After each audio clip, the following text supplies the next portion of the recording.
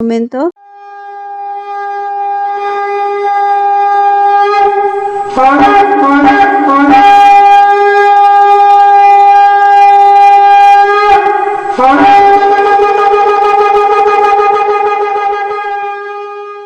Buenas noches una vez más, querida familia. Gracias por estar aquí y compartir conmigo pues este estudio del Salmo número 3. Para el estudio de este salmo tenemos que entender el contexto en el que se escribió este salmo. Y pues existen 3 escenas. La primera es la escena de la rebelión de Absalón. Absalón es hijo de David.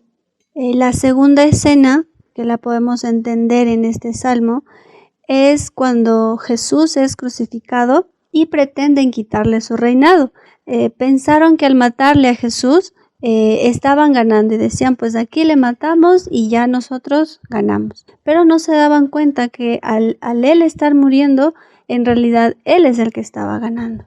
Y la tercera escena que se da en el tiempo, ¿no? Es tiempo pasado, es tiempo en la época de Jesús y en la época pues cuando él venga por segunda vez. ¿Qué va a suceder en este caso? Pues que otro usurpador pretende tomar el trono de David.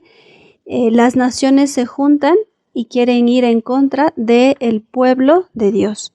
Entonces, muy importante, como les mencioné hace un momento, para entender este salmo es entender el contexto en el que fue escrito. Y pues, de hecho, la mayor parte del estudio es entender el contexto, es adentrarnos en la historia de lo que sucedió con David y su hijo Absalón y no verlo como una historia que fue escrita o la historia de David, sino también vernos nosotros involucrados en esta historia, porque a nosotros también nos ha pasado, no a tal magnitud ni igual que a David, pero sí muy similar. Entonces, les voy a leer hice un resumen desde 2 de Samuel 5:1 hasta el capítulo 19, versículo 7, en el que se relatan algunos hechos importantes de David. Y dice, era David de 30 años cuando comenzó a reinar, y reinó 40 años. En Hebrón reinó sobre Judá 7 años y 6 meses, y en Jerusalén reinó 33 años sobre todo Israel y Judá. Marchó el rey David con sus hombres a Jerusalén contra los jebuseos. Tomó la fortaleza de Sión, moró en la fortaleza y le puso por nombre la ciudad de David. Oyendo los filisteos que David había sido ungido por rey sobre Israel, subieron todos los filisteos para buscar a David. Consultó David al Señor diciendo, ¿iré contra los filisteos? ¿Los entregarás en mi mano? Y el Señor respondió a David, ve, porque ciertamente entregaré a los filisteos en tu mano. Iniciamos viendo una pequeña particularidad de David y es que cuando él se mueve, cuando tiene que hacer algo, cuando tiene que tomar una decisión, lo primero que hace es consultarle al Señor y le dice, Señor, ¿está bien que yo vaya en contra de los filisteos, que vaya y pelee con ellos? Y el Señor le dice, sí, ve porque yo estoy contigo y te voy a ayudar. Luego de esto, David intenta llevar el arca a Jerusalén. Él y toda la casa de Israel danzaban delante del Señor con toda clase de instrumentos de madera de haya, con arpas, salterios, panderos, flautas y címbalos. David danzaba con toda su fuerza delante del Señor y estaba David vestido con un efod de lino. Mical, hija de Saúl, vio al rey David y le menospreció en su corazón. David respondió a Mical, fue delante del Señor. Él me eligió en preferencia a tu padre y toda tu casa para constituirme por príncipe sobre el pueblo del Señor, sobre Israel. Por tanto, danzaré delante del Señor. Saúl fue rey antes que David. Y Saúl fue desechado de su reinado porque él desobedeció las instrucciones del Señor. Y cuando escogieron un rey, el pueblo pedía un rey, luego de la época de los jueces. Pero el pueblo pensaba que para ser rey tenía que ser fuerte, tenía que ser agraciado y ellos lo estaban viendo de manera terrenal. A diferencia que cuando ya el Señor escoge a David y le escoge desde lo más vil y menospreciado, sus hermanos le menospreciaban, y ahí ya el Señor actúa, porque al principio les dijo, está bien, ¿quieren un rey? Listo, tengan su rey. Y Saúl, ¿qué hizo? Desobedecer, entonces fue desechado como rey. Y luego pues entra David. Y aquí la hija de Saúl le menosprecia porque le ve danzando al Señor, le ve que está pues él obviamente exaltando el nombre del Señor. Y David le dice, fue delante del Señor, yo lo hice delante de él me eligió en preferencia de tu padre y me constituyó como rey sobre el pueblo. Entonces pues David no tuvo pena de danzar delante del Señor y honrar su nombre, porque pues él estaba bajo pues ese llamado que el Señor le había hecho. Dios hace un pacto con David y por medio del profeta Natán le dice, y cuando tus días sean cumplidos y duermas con tus padres, yo levantaré después de ti a uno de tu linaje, el cual procederá de tus entrañas, y afirmaré su reino. Él edificará casa a mi nombre, y yo afirmaré para siempre el trono de su reino. Yo le seré a él padre, y él me será a mi hijo. Y si él hiciere mal, yo le castigaré con vara de hombres y con azotes de hijos de hombres. Pero mi misericordia no se apartará de él como la aparté de Saúl, al cual quité de delante de ti, y será afirmada tu casa y tu reino para siempre delante de tu rostro, y tu trono será estable eternamente. ¿Cómo podemos entender esta parte del texto si sabemos que luego de David reinó Salomón? Y el reino de Salomón también se acabó. Él también desobedeció, él también no hizo conforme a lo que el Señor le había mandado. Y aquí, pues, básicamente se está refiriendo a Jesús, que fue hijo de David, y que le dijo que su reino será establecido e Israel sería constituido como su pueblo para siempre. Y le estaba dando esta promesa a David a través de el profeta Natán. Luego de esto, David derrota a los filisteos, a los sirios, a los moabitas, a los amonitas, a los amalecitas, y el Señor le dio victoria a David por donde quiera que él fue. El Señor estaba bendiciendo y prosperando a David. Sin embargo, a pesar de esto, al año siguiente, en el tiempo que salen los reyes a la guerra, David se quedó en Jerusalén y tomó a Betsabé. Ella vino a él y él durmió con ella. Ella se queda embarazada y Urías Heteo muere en batalla por órdenes de David. Urías era el esposo de Betsabé y él muere porque David le manda a matar luego que ya se llega a Betsabé, y David obviamente con ese susto dice, no, tengo que solucionar esto, y mato al esposo de Betsabé. Sin embargo, pues ella igual quedó embarazada. Lógicamente, Dios no vio con agrado este acontecimiento y mediante el profeta Natán, de igual forma, le dice a David que su hijo va a morir. Entonces David, obviamente, al enterarse de esto, ruega al Señor por el niño, ayuna y pasó toda la noche acostado en tierra. A pesar de eso, lamentablemente, el niño muere y David, cuando ya muere el niño, sucede algo que antes de la muerte de su hijo, él estaba que le rogaba al Señor, que le imploraba, que no comía, que ayunaba, que se desgarraba sus vestiduras para ver si el Señor salvaba a su hijo. Pero esto no sucede, el hijo muere, y cuando ya muere, que pensaríamos que pues ahí ya debería estar sufriendo más, que ella debería estar desconsolado, porque obviamente ya se muere su hijo. No, David lo que hace es, dice lo siguiente, reconoce delante del Señor ante la muerte de su hijo, dice, yo voy a él, mas él no volverá a mí. David entiende el tema de la resurrección de los muertos, entiende que ya una vez muerto su hijo ya no hay nada más que hacer y que sufrir, que amargarse, que enfocarse en su dolor ya no tiene sentido, que nada de lo que haga va a hacer que su hijo vuelva a la vida. Entonces él se levanta, come y pues sus siervos de hecho se impactan al ver esto, ¿no? Porque dicen el niño, su hijo estaba por morirse y él estaba que ya David se moría junto con él. Y el hijo se muere y él toma su actitud y revive, o sea, él no se quedó con eso, él aceptó. Su mirada, la mirada de David, siempre estaba enfocada en los cielos, nunca su mirada era horizontal. Luego de esto, Betsabé tiene otro hijo y este fue Salomón. Aquí viene la parte interesante o la parte importante cuando ya aparece Absalón, porque después de esto, teniendo Absalón, hijo de David, una hermana hermosa que se llamaba Tamar, se enamoró de ella Amnón, hijo de David. Es decir, Absalón, Tamar y Amnón los tres eran hijos de David.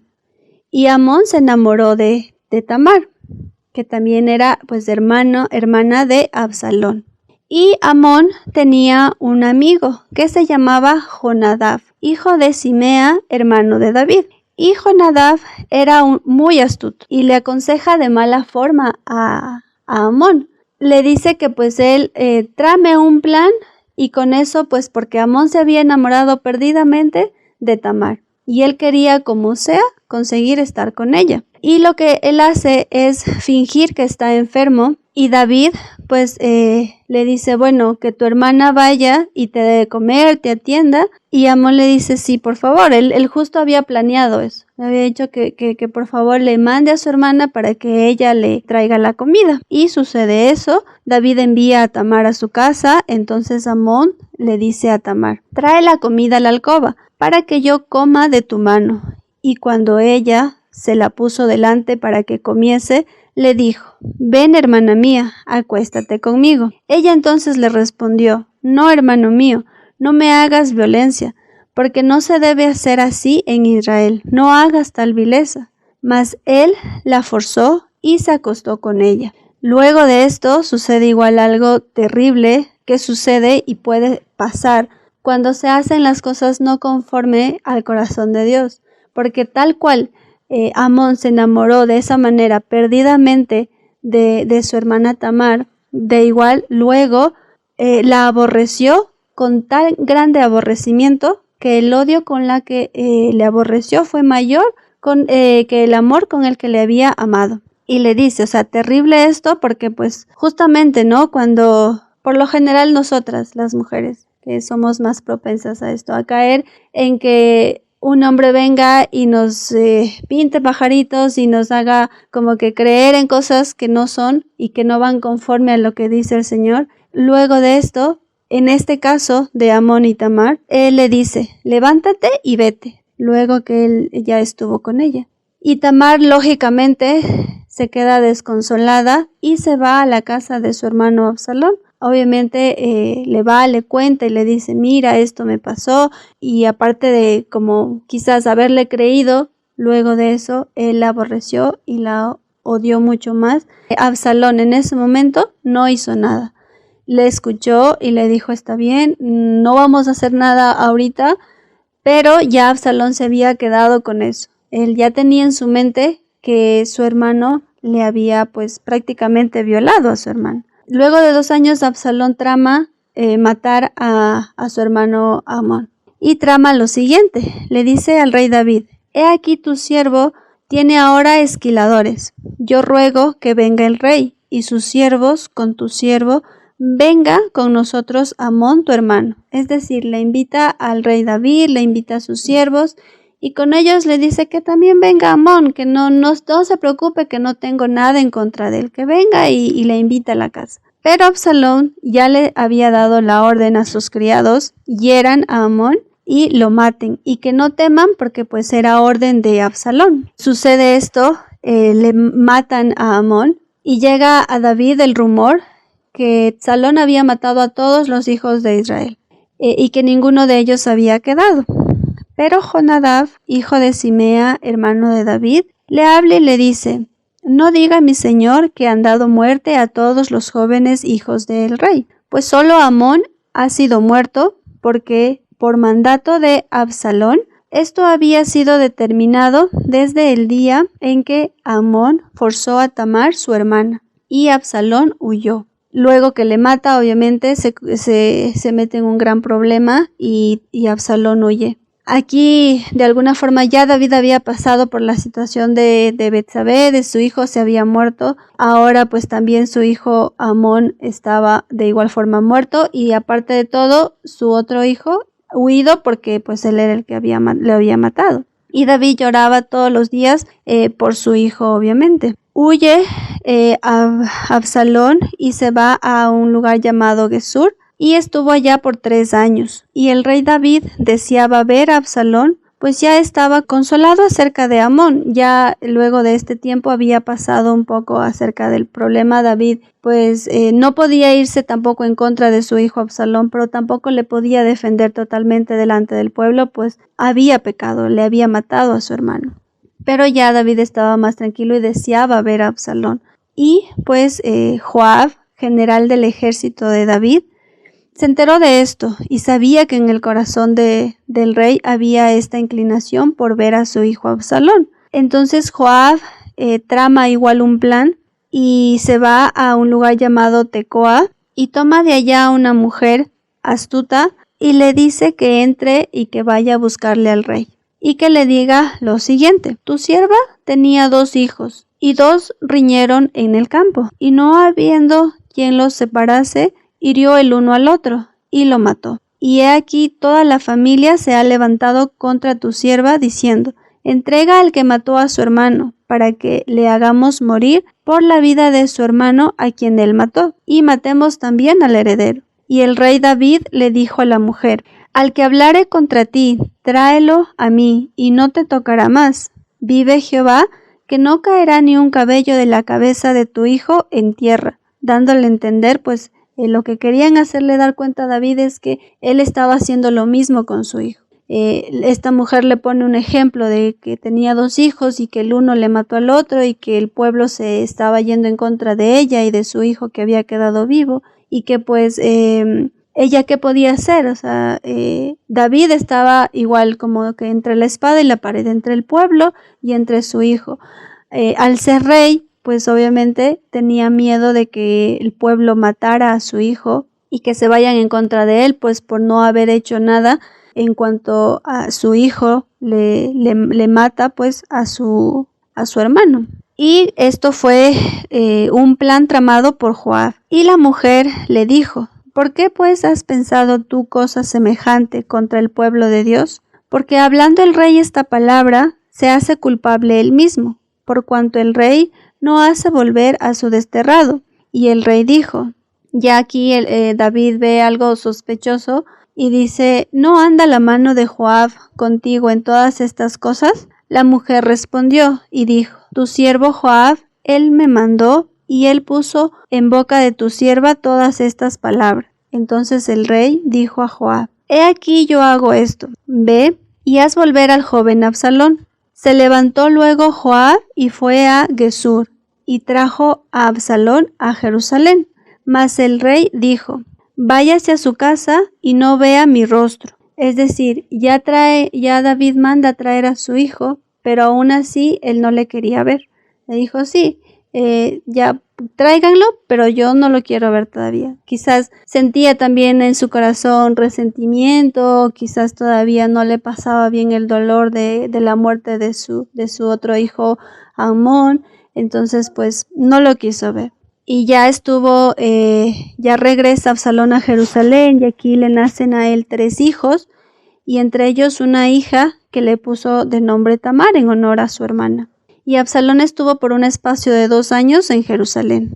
Pero Absalón ya tenía pues esa sensación y eso en su corazón de que su hermano había violado a su hermana, de que él tuvo que huir, de que David no estaba como tal defendiéndole porque le mandó a traer, pero no lo quiso ver.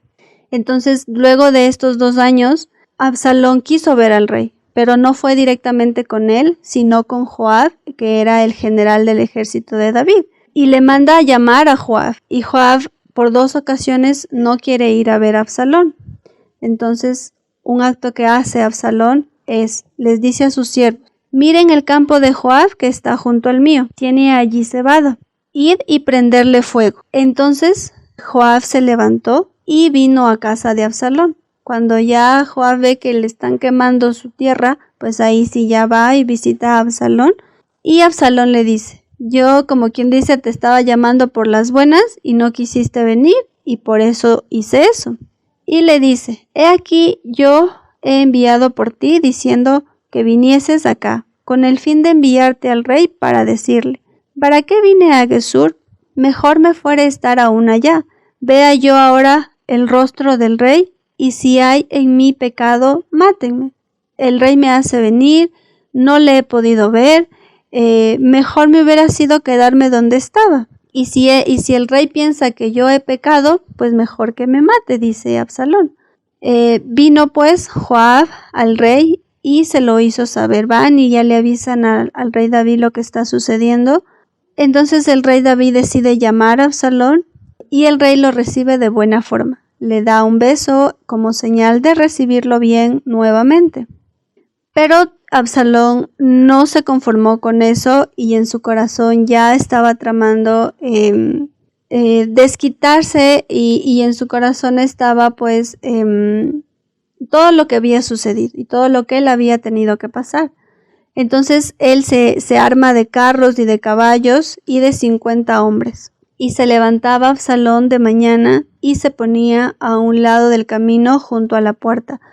Y cualquiera que tenía pleito y venía al rey a juicio le decía, tus palabras son buenas y justas, mas no tienes quien te oiga de parte del rey. Es decir, se paraba en las puertas de la ciudad de David y alguien que venía a buscar al rey le decía, sí, tú tienes este problema, pero no creo que el rey te ayude con esto. Y él intentaba decir, ¿quién me pusiera por juez en la tierra para que viniesen a mí todos los que tienen pleito o negocio, que yo les haría justicia? Así robaba Absalón el corazón de los de Israel. Al cabo de 4 años, Absalón se va a Hebrón, es decir, sale de Jerusalén. Y fueron con Absalón 200 hombres de Jerusalén. Iniciaron siendo 50, aquí ya eran 200 hombres que estaban siguiendo a Absalón por la cizaña que él estaba sembrando. Y mientras Absalón ofrecía sacrificios, llamó a Ahitofel, Gilonita, consejero de David, y la conspiración se hizo poderosa y aumentaba el pueblo que seguía a Absalón. Entonces David dijo a todos sus siervos que estaban con él en Jerusalén, levantémonos y huyamos, porque no podremos escapar de Absalón. Cuando David se entera que Absalón ya está preparando un ejército en contra de él, de igual forma, una vez más, David no se pone en posición de querer pelear en contra de su hijo, sino él dice, no vamos a poder, vámonos y huyamos. Y todo el país lloraba en alta voz, pasó luego toda la gente el torrente de Cedrón, asimismo pasó el rey, y todo el pueblo pasó al camino que va al desierto. Y cuando dice que al desierto, también es importante tomar en cuenta lo que sucedió con el pueblo cuando salió de Egipto. El pueblo sale de Egipto y no sale directamente a la tierra prometida. Ellos salen primero al desierto. Y el desierto es un lugar que nosotros no lo podemos evitar, que lo debemos cruzar y que es necesario que pasemos por ahí. Porque aún en el desierto, el Señor habla a nuestro corazón, nos enamora y hace que nosotros regresemos a lo que Él nos dijo. Entonces, pues, esto pues con referencia a lo que es el desierto. Y el rey le dijo a uno de sus siervos, Sadoc, que vuelva el arca de Dios a la ciudad. Y de igual forma le dice que el arca del pacto que ellos se la habían llevado, que la regresen a Jerusalén. Y le dice, si yo hallare gracia ante los ojos del Señor, Él hará que vuelva y me dejará verla y a su tabernáculo. Y si dijere, no me complazco de ti, aquí estoy, haga de mí lo que bien le pareciera. Es decir, una vez más, en esta situación, David dice, si Dios tiene gracia conmigo, me va a permitir volver a Jerusalén, ver el arca, pero si Él no se complace de lo que estoy haciendo en este momento, pues simplemente que el Señor haga lo que bien le parezca. David siempre su mirada hacia Dios. Sadoc y Abiatar, siervos de David, pues hacen lo que Él les dice y vuelven el arca a Jerusalén. Y se quedaron allá. David subió la cuesta de los olivos y la subió llorando. llevando la cabeza cubierta y los pies descalzos.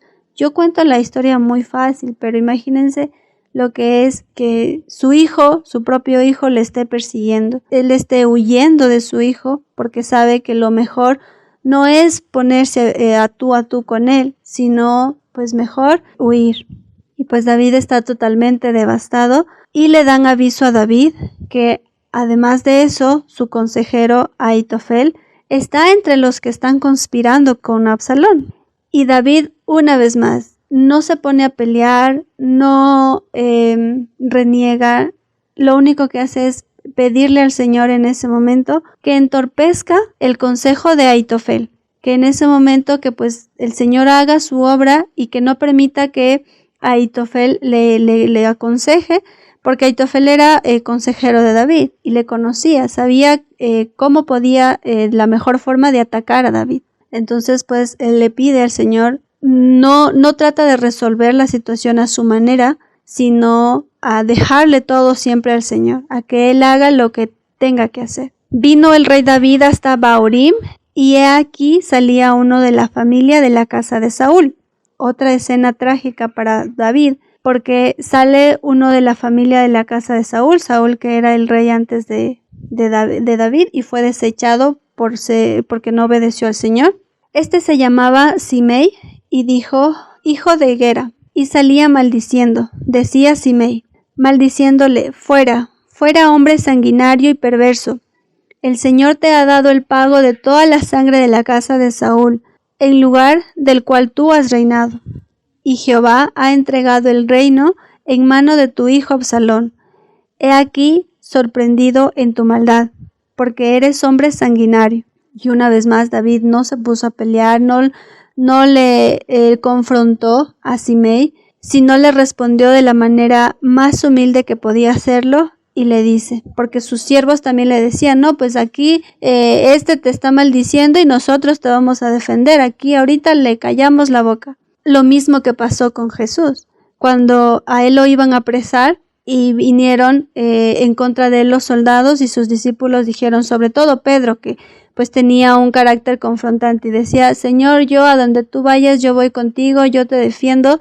Le corta la oreja a este soldado y el Señor le dice, no, es que no es la forma de pelear, no es la manera, mi reino no es así no es como voy a ganar, sino dice, no, o sea, déjalos, o sea, esto se tiene que cumplir, les dice Jesús en ese momento. Y también aquí David les dice, ¿qué tengo yo con vosotros, hijos de Sarbia? Si él así maldice, es porque el Señor le ha dicho que me maldiga. Él asume que es Dios mismo que le manda maldecirle por alguna situación. ¿Quién pues le dirá, ¿por qué lo haces así? Y dijo David a Abisai y a todos sus siervos, he aquí mi hijo que ha salido de mis entrañas, acecha mi vida, cuanto más ahora un hijo de Benjamín. Déjenle que maldiga, pues el Señor se lo ha dicho. Quizás mirará el Señor mi aflicción y me dará bien por sus maldiciones de hoy. Es decir, a cambio de las maldiciones que Él me está dando, David estaba confiando y diciendo, no le digan nada, no respondan, no confronten, no respondan conforme a lo que les hacen a ustedes, sino Dios les bendiga, el Señor va a ver mi aflicción, va a ver cómo estoy, y quizás si el Señor quiere así, a cambio de las maldiciones de esta persona que está haciendo, pues Él me bendiga. Y Absalón y toda la gente suya y los hombres de Israel lograron entrar a Jerusalén y con él a Ahitofel, el consejero de David. Entonces pusieron para Absalón una tienda sobre el terrado y se llegó Absalón a las concubinas de David ante los ojos de todo Israel.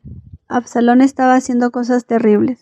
Entonces Ahitofel dijo a Absalón, yo escogeré ahora 12,000 hombres y me levantaré y seguiré a David esta noche. Este consejo pareció bien a Absalón y a todos los ancianos de Israel. Y dijo Absalón, llamad también ahora a Usaí, arquita, para que asimismo oigamos lo que él dirá. Entonces Usaía era un consejero igual de David que estaba infiltrado entre el grupo de Absalón. y Usaía le dice a Absalón: el consejo que ha dado esta vez Ahitofel no es bueno. Tú sabes que tu padre y los suyos son hombres valientes y que están con amargura de ánimo y como osa en el campo cuando le han quitado sus cachorros. Además, tu padre es hombre de guerra y no pasará la noche con el pueblo. Quien quiera que lo oyere dirá: el pueblo que siga a Absalón ha sido derrotado. Aconsejó pues que todo Israel se junte, que tú en persona vayas a la batalla. Se intercambia el consejo de Ahitofel por el consejo de Usaí. Se intercambia, ¿no? El consejo de Ahitofel por Usaí. ¿Por qué? Dice más adelante: porque el Señor ya había ordenado que el acertado consejo de Ahitofel se frustrara para que el Señor hiciese venir el mal sobre Absalón.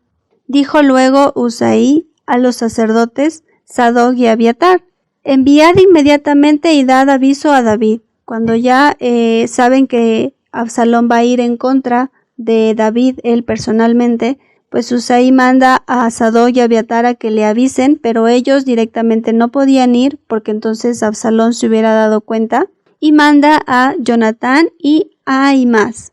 Estaban junto a ellos a una fuente y fue una criada y les avisó. Pero ellos fueron vistos por un joven, el cual lo hizo saber a Absalón, y llegaron a la casa de este hombre en Bahurim, que tenía en su patio un pozo, dentro del cual se metieron.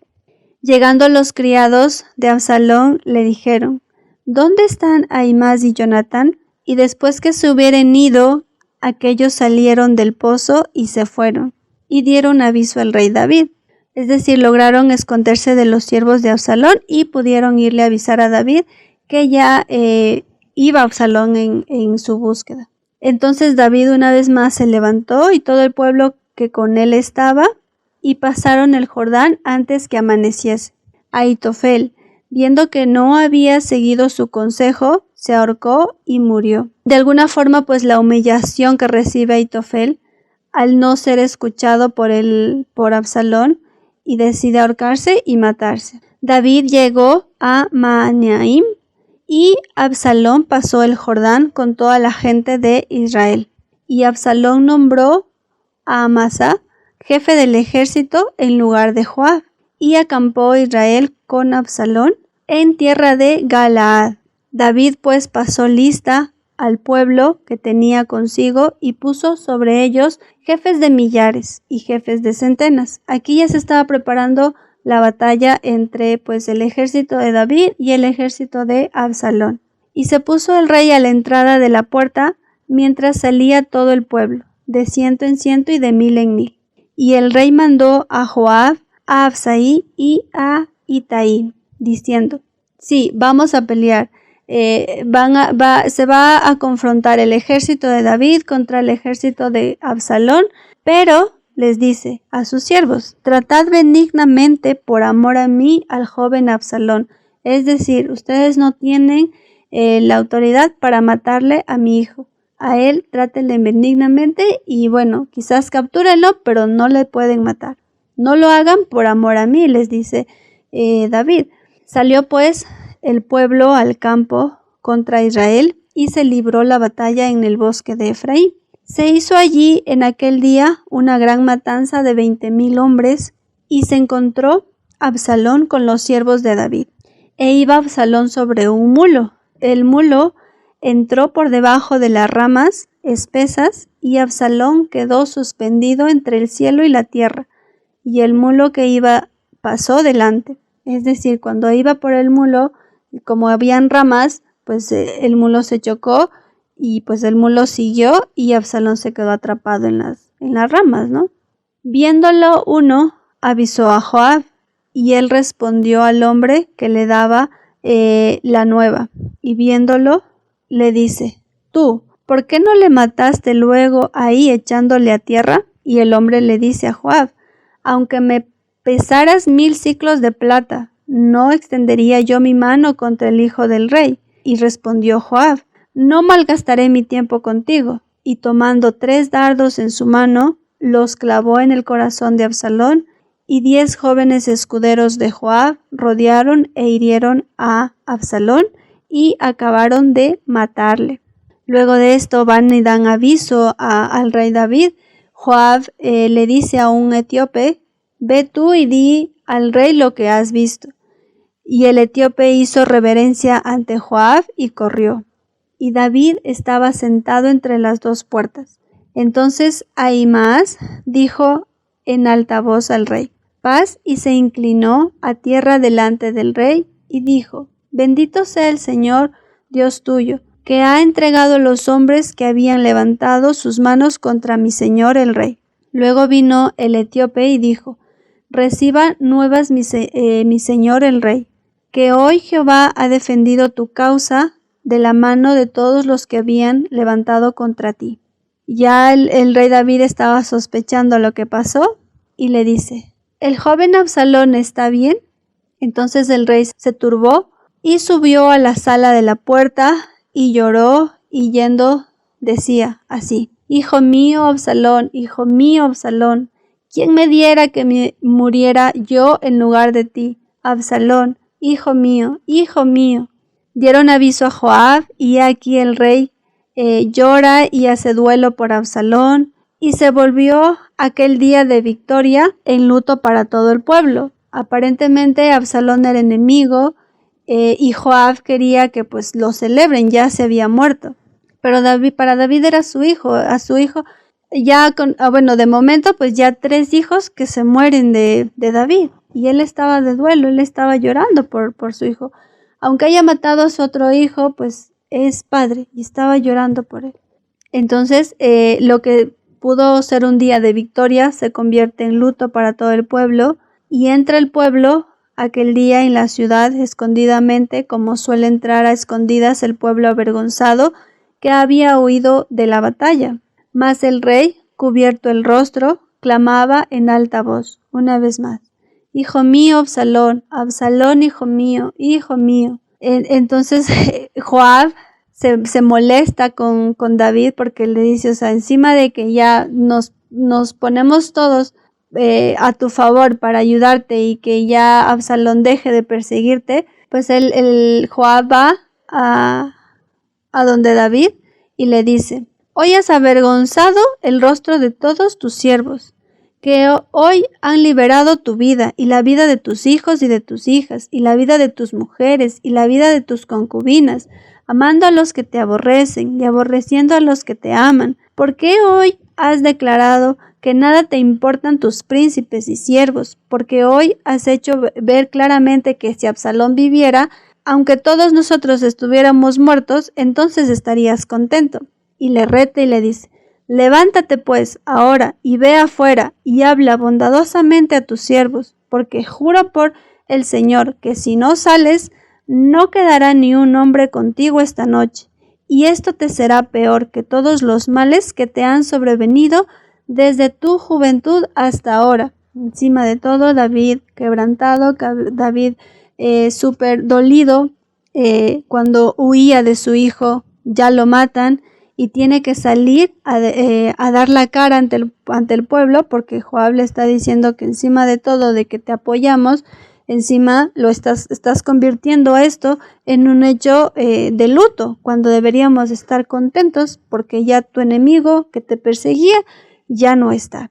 Ahora, en base a este contexto de esta historia, justamente al entender la posición de David, al que quizás, como les dije al inicio, esto no nos ha pasado directamente como tal, pero muchas veces hemos estado en circunstancias de aflicción, en circunstancias de posibles quizás injusticias que en realidad no vendrían a ser así, porque todo es impuesto por el Señor, todo Él nos manda por algún motivo. Y las escenas que les mencioné al inicio, la rebelión del hijo de Absalón, Jesús crucificado cuando pretenden quitarle su reinado y piensan que le están ganando, y la tercera escena cuando un usurpador pretenda sentarse en el trono de David y las Naciones Unidas pues vayan en contra del pueblo escogido por Dios. Cuando Yeshua es crucificado, Yeshua o Jesús, esto tengo una referencia en Lucas 23, 33, 34, que dice: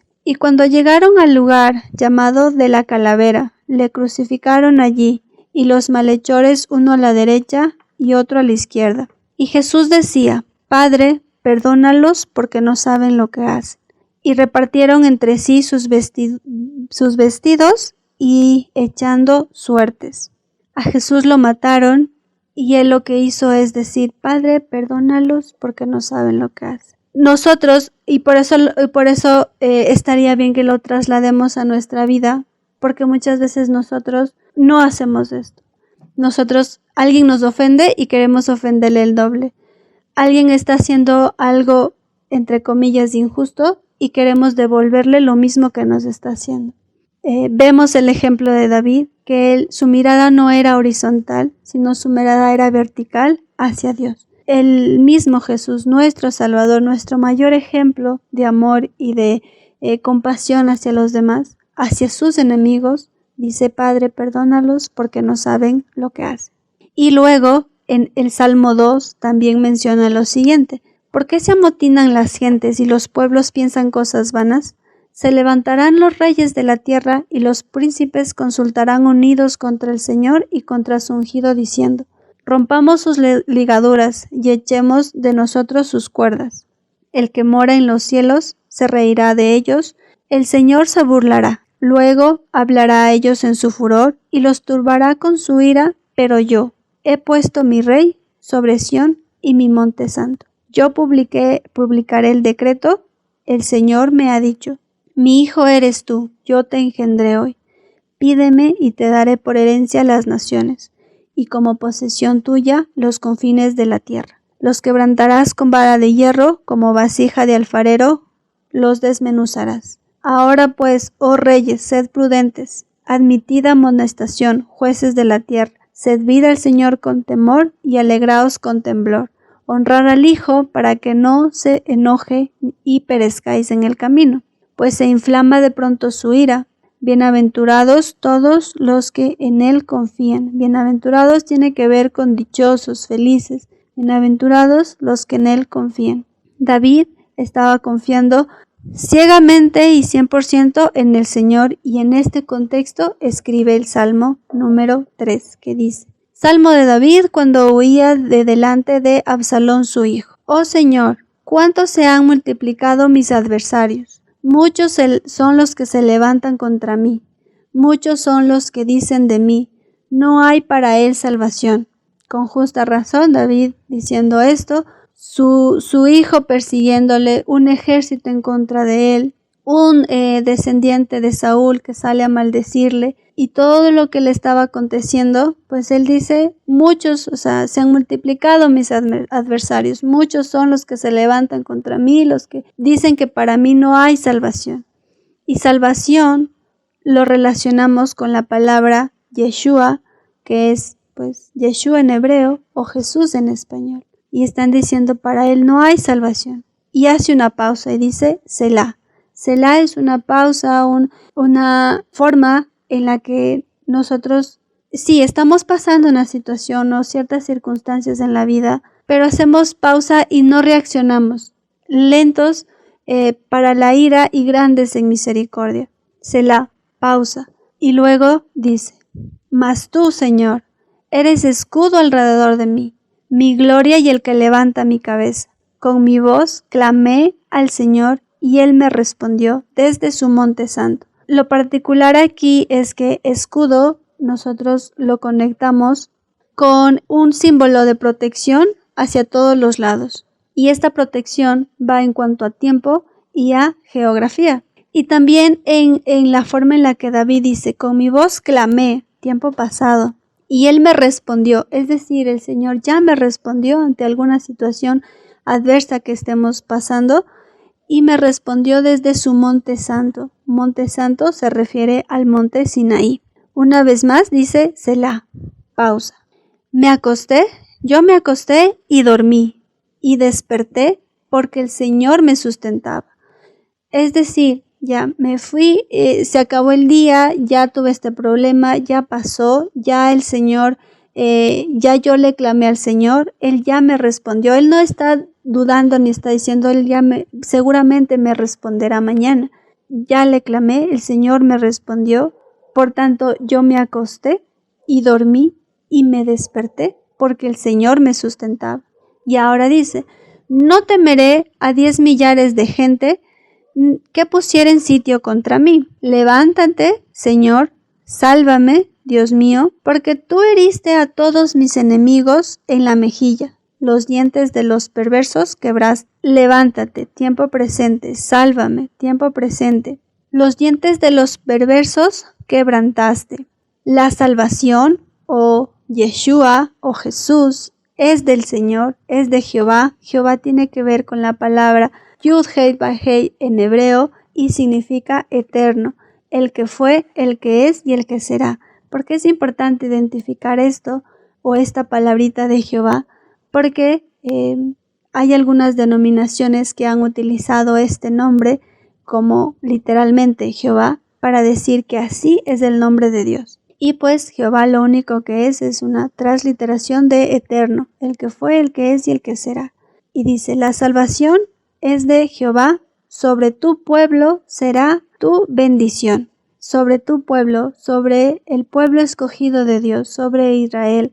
Israel, un pueblo conformado por 12 tribus, 10 tribus que se perdieron por las naciones y 2 tribus que las están reconocidas hasta el día de hoy, que se quedaron en casa. Nosotros formamos parte de este pueblo y somos parte de las ovejas perdidas de la casa de Israel, a quienes Jesús vino a buscar. Y dice, sobre tu pueblo será tu bendición. Selah. Y concluye de esta forma el Salmo, y es la confianza, yo lo titulé pues la confianza plena en Jesús, porque ante alguna situación adversa nosotros no tenemos ninguna potestad para solucionarla más que en sus manos, y alzar nuestra mirada delante de Él y confiar en que aunque estén encima de nosotros 10,000 millares de gentes, no vamos a temer porque Él está con nosotros. Y no intentemos resolver los problemas a nuestra manera o como nosotros pensamos que es mejor, porque nunca vamos a poder elegir mejor que el Creador, el que nos hizo y el que nos conoce. Nunca vamos a poder elegir de mejor forma que Él lo hace. Por eso es que David escribe este salmo y es una buena enseñanza para nosotros, porque nuestra confianza debe estar plena, totalmente, siempre en Él y nunca responder de la misma forma que la gente lo hace hacia nosotros. Recibamos algo bueno, recibamos algo malo y sobre todo hacia nuestros enemigos. Si lo que hacen, confiar en que es el Señor el que lo está haciendo y depositar de esa forma nuestra esperanza en Él. Acompáñenme por favor a una oración. Y pues de antemano, muchas gracias una vez más por haberme acompañado en esta enseñanza del Salmo número 3. Gracias Señor te doy por este tiempo. Gracias Padre porque me has permitido poder una vez más compartir tu palabra, poder meditarla junto a mi familia. Señor, este es un regalo inmerecido que en el día de hoy tú me has permitido. Pero te agradezco infinitamente Señor porque sé que la obra que tú iniciaste tú la culminarás, y hoy depositas esta palabra sobre nosotros para que conozcamos y escuchemos tu voz a través de este salmo. Entender, Señor, que nuestra confianza debe estar en ti y solamente en ti, que no importa, Señor, quién se levante contra nosotros, debemos confiar en que tú estás ahí y que todo lo que pasa en nuestra vida sigue dentro de tu propósito, sigue dentro de tu plan, para poder conformarnos un día a tu imagen y semejanza. Gracias te doy, Señor, por la vida de mi familia y por aquellas personas que escucharán, Señor, esta enseñanza, que sea de bendición, que sea de añadidura, para que también, Señor, al igual que en este momento ha resplandecido tu luz sobre nuestra vida, también lo sea de igual forma para quien así tú lo desees. Todo esto, Señor, en el nombre de Jesús. Amén.